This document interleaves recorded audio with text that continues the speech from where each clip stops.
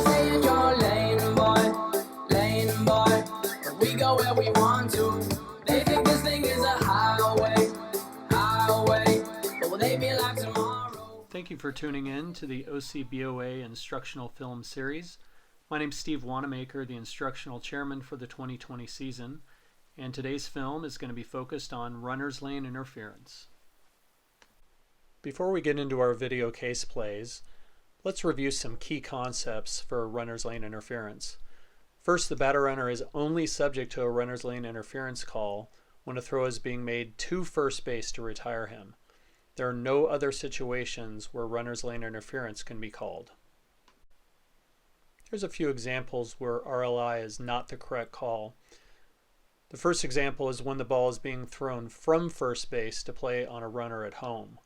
For example, when the batter runner has been retired at first and then the first baseman throws home to play on a runner there, if the ball should hit the batter runner or if the batter runner in some way hinders that throw, it is only going to be interference, not runner's lane interference, if the batter runner commits an intentional act. Additionally, if the batter runner leaves the lane to avoid either a fielder who's making a play on the ball or if the fielder is making a tag attempt on the batter runner, neither of those cases would be runner's lane interference. Second, there must be a throw for runner's lane interference to be called. A fielder who's making a throw cannot claim that he couldn't make the throw because the runner was in the way and try to get that runner's lane interference call. There must be a throw. Third, the throw should originate from an area behind the batter runner. This is a key concept because runner's lane interference would not be the correct call in high school baseball if, for instance, the third baseman was throwing from his standard position and hits the batter runner who's out of the lane. So the throw must emanate from generally in front of the plate or behind the plate if there was a pass ball on that play. Fourth, outside the lane means either foot completely outside the lines. Straddling the line is outside the lane.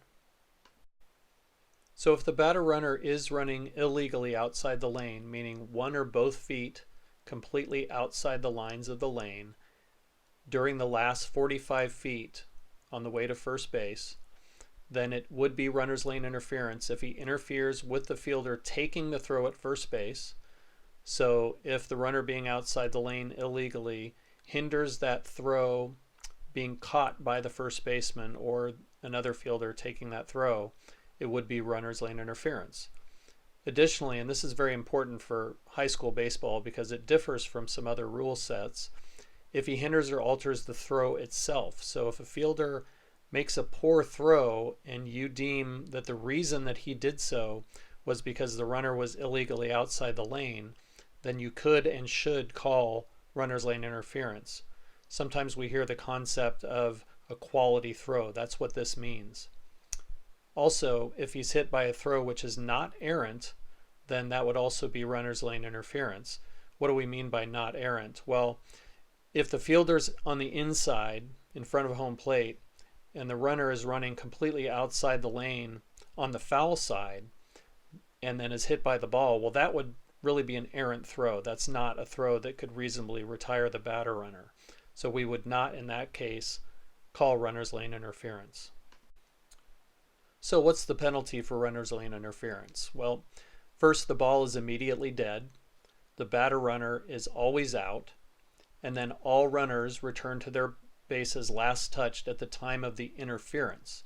Again, this differs from some other rule sets. So as an example, with less than 2 outs, let's say that there's a play made at home and the runner coming from third is safe, and then the catcher throws to first and runner's lane interference is called. Well, in that case, the runner at third would score and then the batter runner would be out. However, if that play were to be made with 2 outs and the runner's lane interference causes a third out, well, no runs can score because that's really a universal truth in baseball. If the batter runner is the third out before he reaches first base, no runs can ever score in that situation. All right, so this first clip is really basic runner's lane interference. The ball is chopped in front of the plate, the pitcher fields it, throws to first base. the runner who's running illegally outside the lane really hinders the first baseman's ability to receive this throw. So you can see he's completely outside the lane. The ball actually doesn't hit him, but the first baseman's unable to make the catch. Very clear runner's lane interference here. This next play is an excellent example of runner's lane interference, where the batter runner who's running illegally outside the lane actually alters the throw of the fielder. So right here you can see the pitcher fielding it, kind of lobs the ball over the batter runner's head. This alters the throw, causes the first baseman to come off the bag, and this is clear runner's lane interference. Absolutely a call that needs to be made in high school baseball. Okay, this next play actually happened in the Boris Classic last year. Situation is runners on second and third, outs really don't matter. The batter strikes out, and there's an uncaught third strike. You can see that right here. The batter runner is running illegally outside the lane, and it's hard to see here, but he actually gets hit in the helmet. The ball bounces off of his helmet, which allows R3 to come in and score. R2 goes to third base.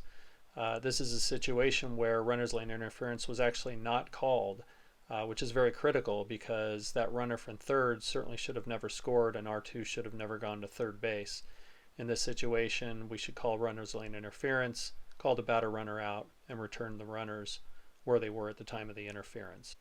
This next clip is the much talked about play from Game 6 of the 2019 World Series.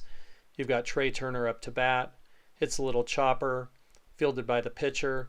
You can see Turner's running illegally outside the lane all the way to first base. He actually ends up hitting the first baseman's mitt as the first baseman attempts to field the throw.